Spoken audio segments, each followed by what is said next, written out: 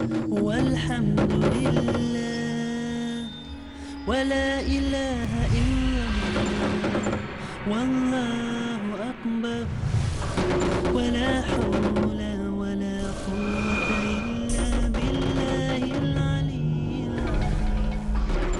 Glory be to Allah, all praise to Allah. There is no God but Allah. Allah is great.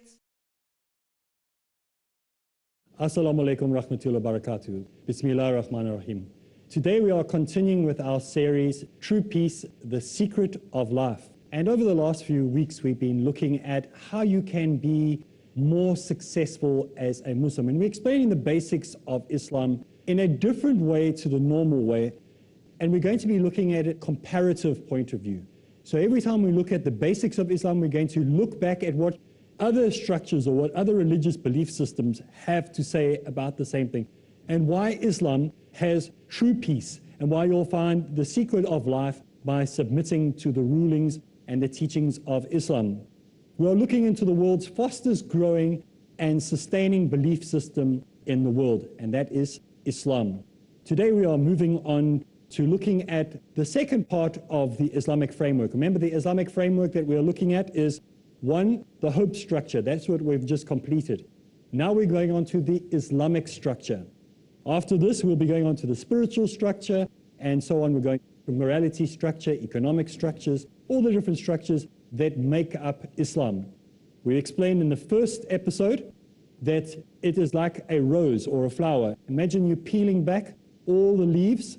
Each leaf makes the rose look beautiful. It all has to work together as one. So you can't just isolate one and leave out the one without the other, otherwise you don't get a beautiful rose. So it's a combination of all these things together that make Islam the structure that gives true peace, gives true life, gives true meaning to life. So inshallah, let's go on today as we look at the educational structure in Islam and the significance of education in Islam. Now, education is part of the belief structure of Islam. And the need for an education is to get godly direction in your life. The need for education is not there to show how clever you are, not to show that you are superior to somebody else, but the belief structure is there. It is needed to give you godly direction in your life, to help you come closer to your Creator. This is the reason. Yes, it is important to get a secular education, but a spiritual and secular education need to go together. One should not be without the other. I truly believe that even our imams and those people in our communities, our spiritual leaders and spiritual guides should also have a secular education as well. And those of you who are doctors or lawyers or nurses or teachers, or whether you're a mechanic or an engineer or a plumber, you should also have Islamic education. You don't have to go to a university and spend 9 years studying there, but at least get yourself into an educational structure of some sort. And this goes on till the end of your days. It does not stop once you have done a 2-month course. You continue this forever. The idea of getting an education in Islam is to search for ultimate truth. There has to be an ultimate truth. Many scholars and many people who have studied philosophy, psychology, other religions in the world will debate and say there is no such thing as ultimate truth. Ultimate truth cannot be ultimate truth unless the whole of humanity and all of creation all agree with that. And we know for ourselves that if you had to get a Christian, a Hindu, a Buddhist, an atheist, an agnostic, a Satanist together, they would all have different views of there being a truth, let alone whether there is an ultimate truth or not. But we are not looking at it from a pointless point of view. What I mean by that is having a look at what he said, she said, they said.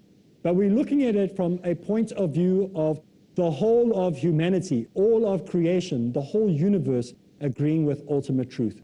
And like we said before, if you had to take the cover off the Quran and give the teachings of Islam without using the word Islam or in any way revealing what Islam is, you took it to law students, you took it to philosophers, psychologists, they would all agree that this is correct teaching. However, once they see that it's actually from Islam, then they say, no, no, no, no, no, this is not ultimate truth, and they get worried about it. Unfortunately, this is the way society is. They have preconceived ideas about things. So there is an ultimate truth, and inshallah, during the series, we will introduce you to that ultimate truth to show you that all of humanity can and should agree with the truth that is revealed in Islam.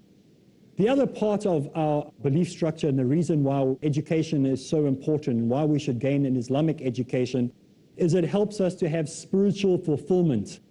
Once you realize what your purpose is, why you are here, why you're praying 5 times a day, why you fast during the month of Ramadan, why you don't drink alcohol, why you are to look after the poor and the sick and the needy, why you should visit those in need, then it gives you spiritual fulfillment because you understand what the reason is behind the things that you are doing. Many times within Christianity, you will see that people claim to have spiritual fulfillment, but they seem to have a puncture in their spiritual fulfillment. You'll find they will go to church on a Sunday and they'll be raising their hands and clapping and singing and crying and the tears are rolling down their eyes, but by Tuesday, they're back into being deceitful and angry and fighting and crooking and belittling each other and backbiting each other.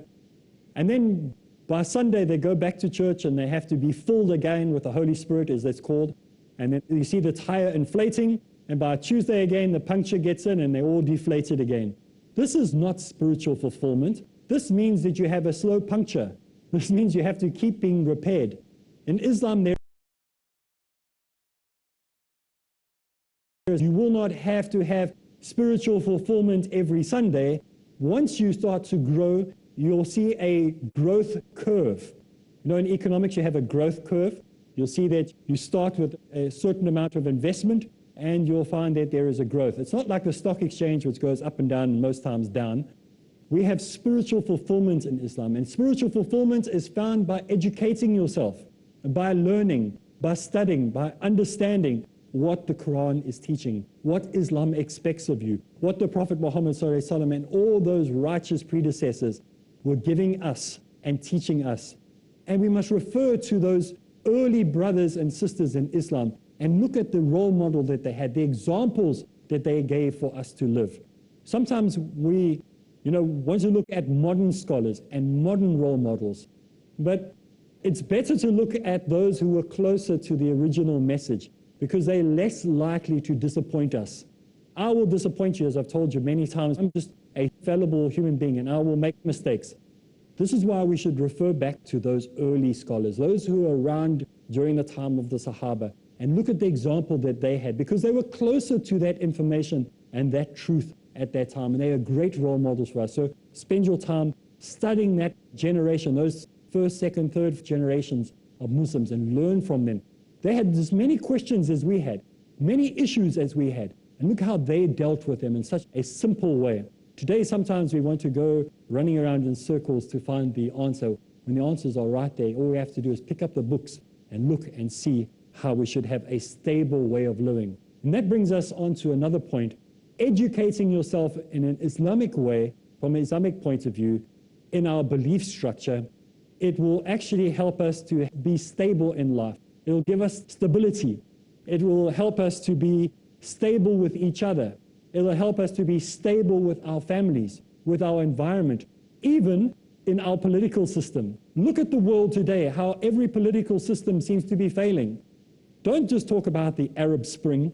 The journalists like to do that. They like to focus their attention and say, look what's happening with the Arab Spring. This is not only happening in Arab countries, this is happening in New York. This is happening in Britain. Don't you remember the fires of Britain when the youth were burning down the buildings and burning down all those shops? That was an uprising. What we saw in New York with the banks, with the stock exchange, that is an uprising. But we don't give a title to that and say Christian uprising. No, but this is the media. This is the way the media spins things. But this is what we find if we get a proper education in Islam, is that we have a stable guide for one another, for our life, for everything that we do. It gives us stability. Why does it give us stability? Because education empowers. Sometimes we use that as a saying, educate yourself and empower yourself, but it's more than just the saying. Sometimes when we look at these sayings that we come across so regularly in life, we just want to write them off and say, oh, okay, it's just one of those one-liners. But let's think about those one-liners when we hear them again. Next time you hear someone using one of those one-liners, think about what they're actually saying. There's a lot of truth that we can be missing when we hear these statements. So it's your duty as a Muslim to gain as much education as possible so that you can have a stable life. Wouldn't it be great for you not to have this up and down emotional life, a marriage that is battling? You have to work so hard at it. Yes, every marriage has to be worked at. Do not be deceived. Every marriage is hard work. If there's somebody who's sitting at home and they've got an easy marriage, please write a book, because we'd all like to know how that is possible. But there is more stability. Even though our marriages may have their ups and downs, even raising of our children may have ups and downs, there is more stability when we know why we are doing it. When we have an understanding of how to raise our families properly, how to treat our wives, how to treat our husbands, how to treat our children, how the children should treat us. There gives us stability when we gain education. You know, some people say ignorance is bliss. Ignorance is not bliss. Ignorance is dangerous because you're harming yourself, you're harming your environment, you're harming everything. Those people who say there's no such thing as greenhouse emissions, there's no such thing as holes in the ozone, are actually destroying their own environment. Education will help you to understand this and how to protect your country, protect your environment, and to protect those who are living around you. And the next thing, it answers the difficulties of the questions of life. Having an education helps you to answer the difficulties of the questions of life. Well, we need to take a break. When we get back from the break, we will continue, inshallah. All praise to Allah. Assalamu alaikum rahmatullahi wa barakatuh, and welcome back. So we've been looking at how to be successful, how to find success in this life, and how to find true peace. And we've been looking so far at how we can find true peace by gaining education. We're looking now at the topic of education in Islam. Now, there is a formula to success when wanting to educate yourself. The first part, the first tier, the first brick in the wall to the formula to success is to have knowledge. It doesn't mean you have to be the greatest scholar in the world with a photographic memory. It means you have to have a certain amount of knowledge. Learning the knowledge that relates to the instructions of Allah. These are the things that will help you be successful in life. So you want to learn knowledge that is related to how to follow the instructions of Allah. These are things like following the Sunnah. What is prohibition in Islam? What is permissible in Islam? What we should do to those who are visiting our country? How to treat our friends? How to treat our neighbors? These are the things that are built into knowledge. So that is the first brick to the success, the formula to success in educating yourself in Islam. The formula to success in education. The second is to put what you have learned, this knowledge that you have, mustn't stay in your head. You need to now practice upon it. And how do you practice upon it? The best way to practice upon it is by teaching other people, by carrying out actions according to the knowledge that you have gained. So the first brick is knowledge. The second brick is practicing it. And like I said, one of the easiest ways to pass on knowledge is that once you have learnt it, is go and tell someone else about it. There's something amazing by going out and telling somebody else how to put into practice what you've learned. You start practicing upon it yourself. You know, we always say when you do dawah, two things happens. It's like somebody washing their clothes by their hands. You know, if your washing machine stops working and you haven't got the money to go send it to a laundromat, you wash your clothes with your hands. And what happens? You get your clothes clean, but you'll also get, as a byproduct of washing your clothes, nice clean hands and nails. But your intention was not to get nice clean hands and nails. Your intention was to wash the clothing. A byproduct of washing the clothes is getting clean hands and nails. The same thing was when you get knowledge and you practice upon it and you tell somebody else, the byproduct is you start to become more sincere in what you do. And that is the next tier in knowledge. That is the next tier in gaining Islamic education, or an education that counts, that will help you be successful.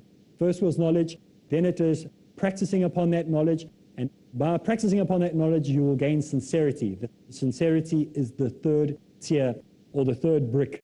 And doing these actions is only for the pleasure of Allah Ta'ala. So this is why we want to act upon these things that we have learnt, why we put them into action out of sincerity, because we are going to be pleasing Allah Ta'ala. And there is nothing better in the whole of creation, anything that was created, is created, or will be created, than pleasing your Creator. You know, how happy do you get when your teacher is happy with the work that you're doing? There's a glow inside of you. Maybe you don't want to show it on your face because you're too cool, but there's a glow that takes place inside of you when somebody says, good job, well done. What about your boss at work? When your boss at work says to you, sure, you went beyond what I expected from you. You feel proud about it, so maybe you're also too cool to let anybody see. And what about as a wife? Perhaps you're also working and somebody says, good job. Or your husband says to you, well, that was a wonderful meal. I can't believe how you made this meal. It was fantastic. I haven't anything like that in years.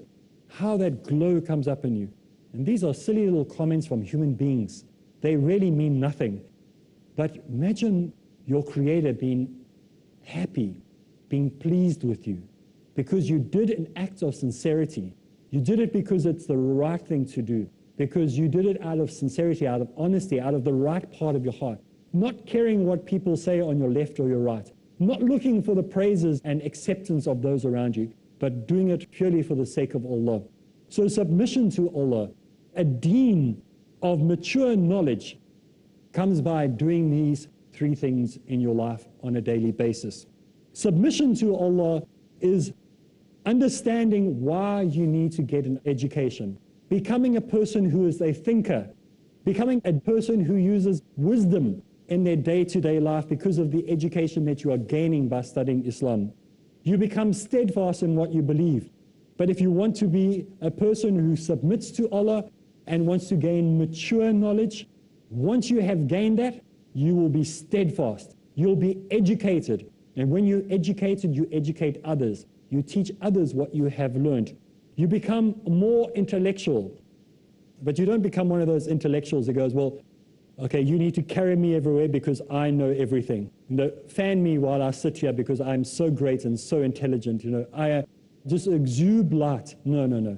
That's not the type of intellectual person we're talking about. We're talking about a person who is humble, that is grateful, realizing that at any moment Allah could switch that brain of intellect off. He could at any point in your existence change that, and you can become the least intelligent person on planet Earth. So if you are intelligent and Allah has given you that gift, don't brag about it. Become a human being who is able to reach other people. If you are steadfast and educated and wise and you're a thinker and you're using understanding, you'll never become one of those intellectuals that thinks that you are better than everybody else, speaking in a language that people don't understand. Always come to the level of the people you are speaking at. There's nothing worse than when you hear a speaker using words that you have no clue what he is talking about. And this is just so he can brag how intelligent he is. We don't want to be people like that. We need to be listeners. You know, we need to speak less, listen more.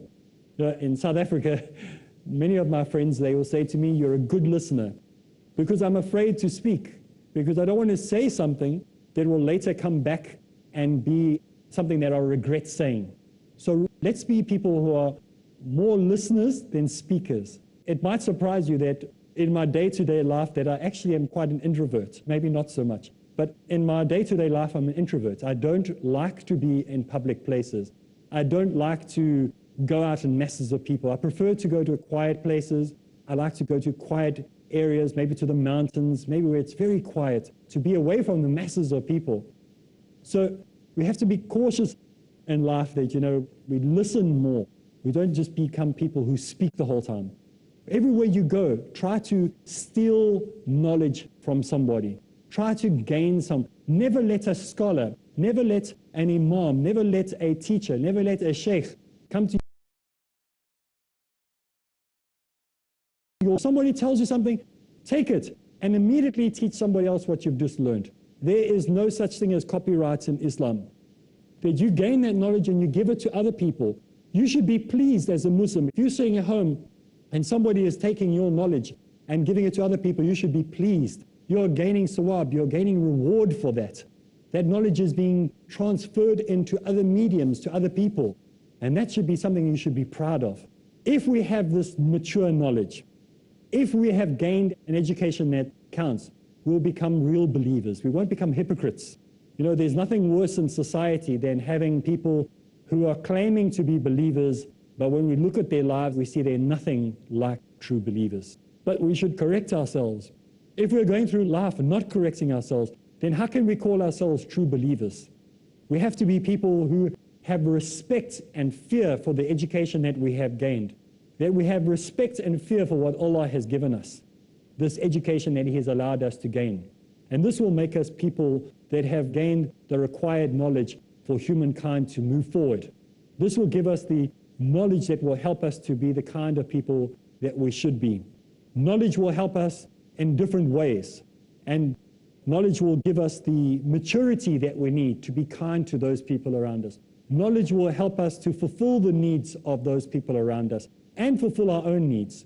Knowledge will give us the ability to have a source to teach other people how to live a successful life, how to be successful in every avenue of life. Remember, Islam does not only deal with aspects of spirituality, it gives you advice on how to be successful in business, how to be successful with your children, how children can be successful with their parents, how to be successful with your investments. I mean, Islam deals with everything. It's not just a two-dimensional religion. By gaining knowledge, we understand the source. And the source is this knowledge which comes from the Quran, which comes from the sayings, the Sunnah, from what we have learned from the Prophet that have been sent to all mankind. And knowledge, obviously, is the condition to gaining benefits in life. There are different types of knowledge that we have. Inshallah, next week we'll be going a little bit further into knowledge. We'll look at the difference between scientific knowledge and divine knowledge. Do the two agree, or are they in opposition to each other? You know, many people today, they say, well, I don't believe in divine knowledge. I put all my faith in scientific knowledge. And as we've seen ourselves before, how many times has science changed its mind? They come up and they say, there is a black hole in space, and then they change their mind and they say, no, it's dark matter. And then they change their mind and say, it's not dark matter. And they keep changing their minds. Well, we've run out of time. You have to tune in next time. Make sure that you tune in same time, same place. And from me, Areeb Islam, until next time, Assalamu alaikum wa rahmatullahi wa barakatuh. Subhanallah, walhamdulillah, wa la ilaha illallah, wallahu akbar, wa la hawla wa la quwwata illa billahi al-aliyyil azim. Glory be to Allah, all praise to Allah. There is no God but Allah. Allah is great. All power and might belong to Allah, the Most High, the Great. Subhanallah.